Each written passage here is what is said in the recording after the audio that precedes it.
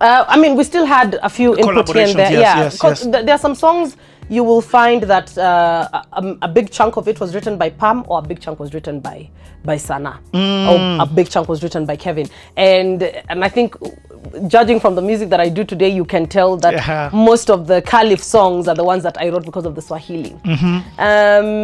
Yeah, so also, what can I say about this production? So Mwewe, so the song Mwewe. So the song Mwewe is written and produced by Chris Adwar.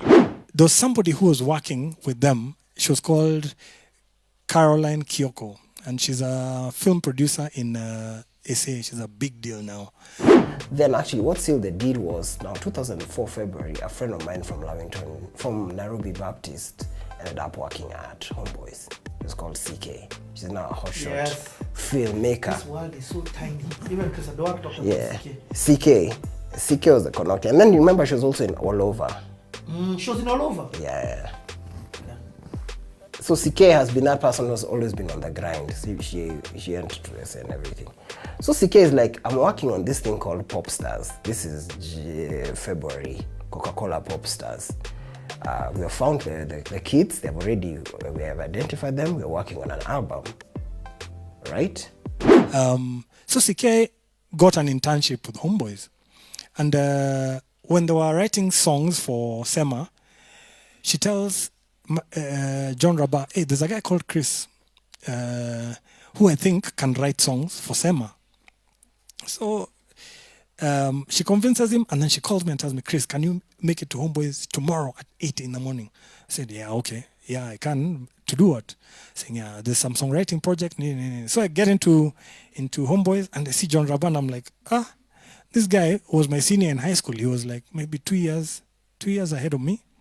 I was like, so kumbe, this is the great John Rabah here about. I'm like, he didn't know me, guy. So I introduced myself. I said that. Then he asked me, so you're from Next Level? I said, yeah. I said, okay, so what do your songs go like? So so he asked me to write some songs and then bring them. So see, I went home. I did a quick track, chop. And then I took it to the studio the next day. So he listens to it barely a minute even. And he says, okay, you guys record this song. And he left for the day. He left us in the studio. So I'm like, hey, where do I even start? So I started fiddling around with things. And then there were a few interns who were sort of working in the studio, but their job was to show us where which cable goes, the patch for us cables and things like that. One of them was called Eric Musioka. Yes. So Musioka is here, patching for me cables, bringing for me sijui which keyboard. I'm asking for sijui what module. Musioka brings it. I'm like, these young boys of this place, a bullious look. So Musioka used to sit in the studio. So something very funny happened. I recorded Sema, and we recorded the song, and it was beautiful. It sounded really, really good. By the evening, I called John Rabah from the studio because credit was expensive. But there was a phone in the studio, so he had said, you call me at home when you're done. You tell me, come and listen to the track. So I called. Goes to the switchboard. They connect me to his house. I say, hey, the track is ready. He says, I'll come and listen to it in the morning.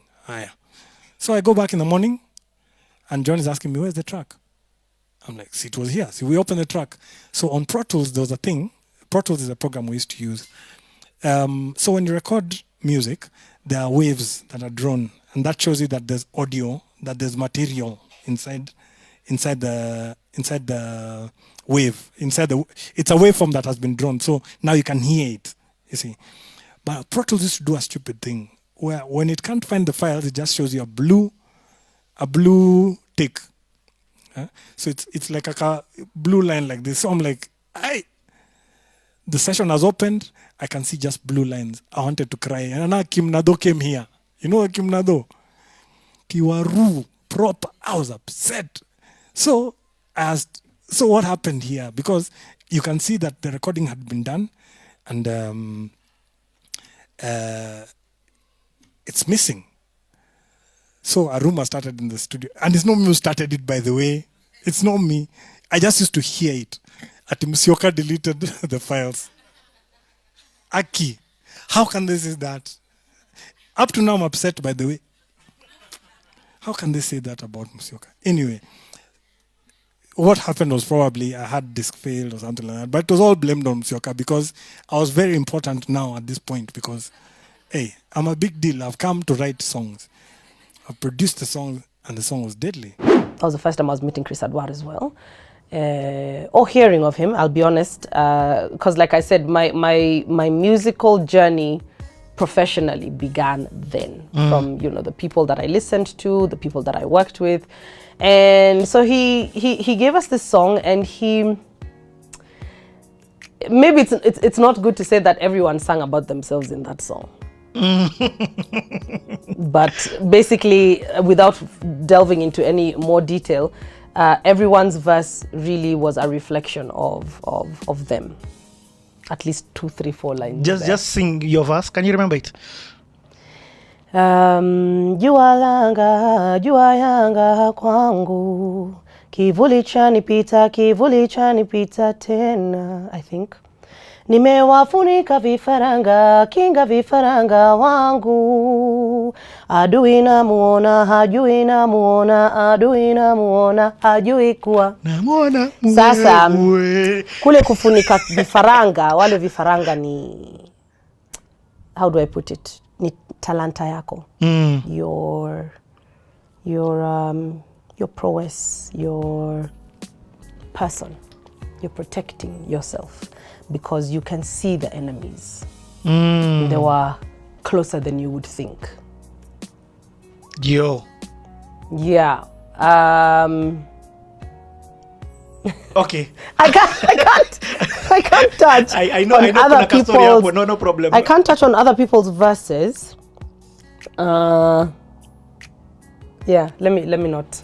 Okay, no problem. Guys, you know me. I don't like to be. I'm as truthful and as blunt as they come, but I also know that there's some areas not to get into. Okay. Yeah. And on CTA, I'm not. You're not that guy for starting beef. No, I'm not that Are you guy sure? going into that story. I saw a comment that you put it started beef. Anyway, so yeah.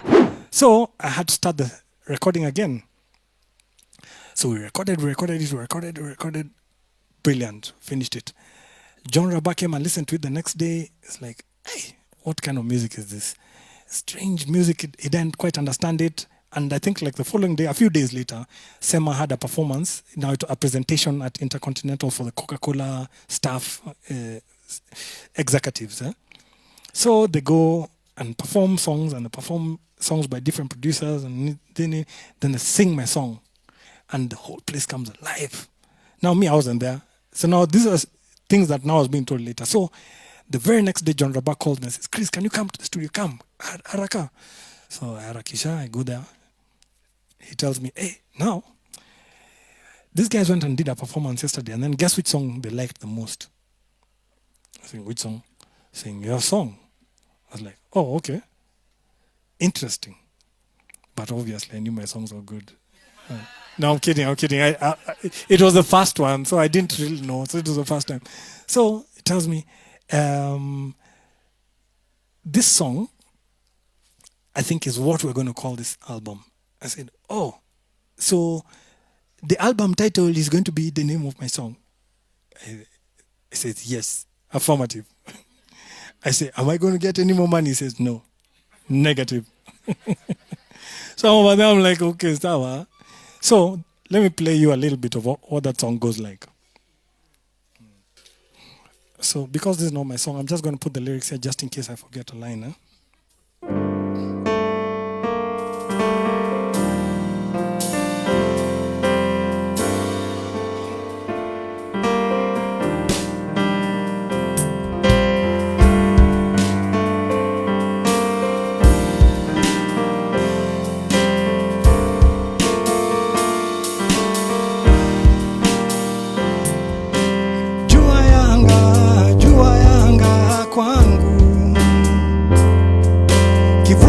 Funika kivuli chanipita tena, nimewafunika vifaranga, kinga vifaranga wangu.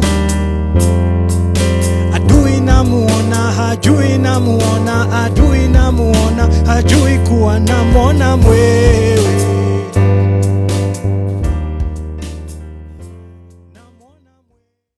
How was it in the studio? So now you guys come in.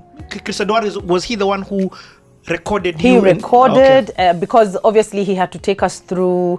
He had done a demo recording, I believe.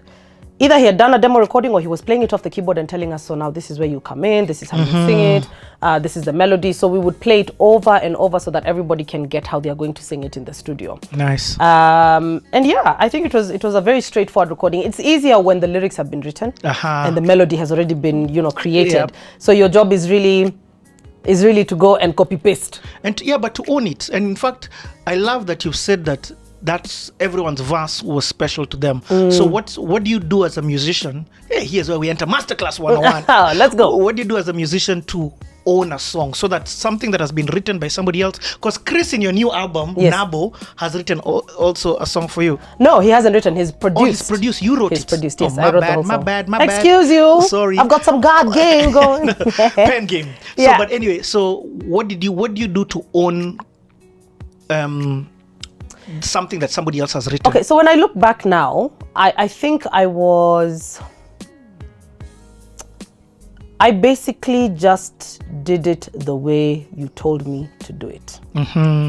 I didn't bring mahanjams. I didn't, if somebody has written something for me, I will do it exactly the way they say that I should do it. And this is something that has sort of contributed to my ability to act. I really follow what I'm told to do. Director says, cry here, kneel here, beat that one. I do exactly as the director says.